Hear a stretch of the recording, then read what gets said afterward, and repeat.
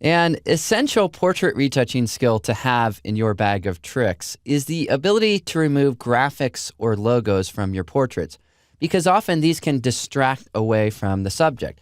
And this is true whether we're photographing a kid on the left, a model in the middle, or a professional surfer on the far right.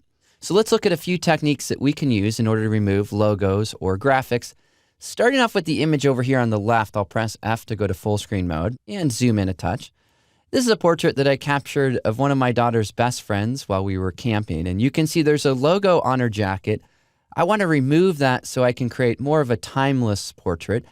And a couple of ways that we can do that is with the patch tool or the clone stamp tool. Let's begin by taking a look at the patch tool. To work with the patch tool, often you want to duplicate your layer. So here I'll drag the background layer to the new layer icon, and I'll name this new layer patch. Next step is to select the patch tool over in the tools panel. Now, once you've selected this tool, you do have two options here. You can use a patch tool as normal or content aware.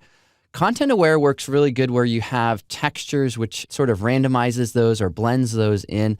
Normal will actually work a little bit better in this situation because we have a really distinct or defined pattern of the fabric of the jacket. So here I'll use normal.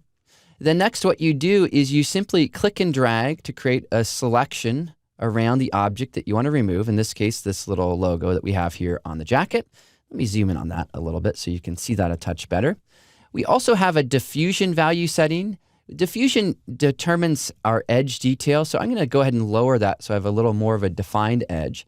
Then you click and drag this to a good source area and let go, and what it does is it patches that on top of what was there. Here, if we go to select and deselect, you can see how it removed that logo really successfully, and that looks great.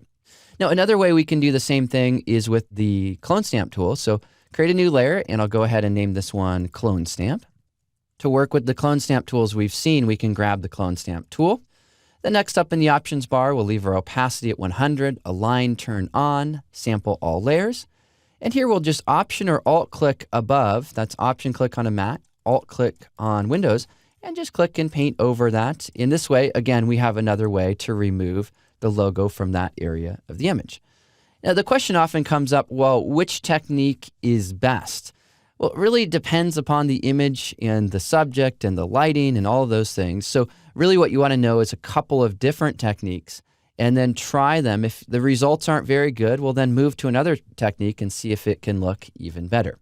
All right, well, that wraps up our look at how we can do this with this image. Let's move to the second image, and let's do that in the next movie.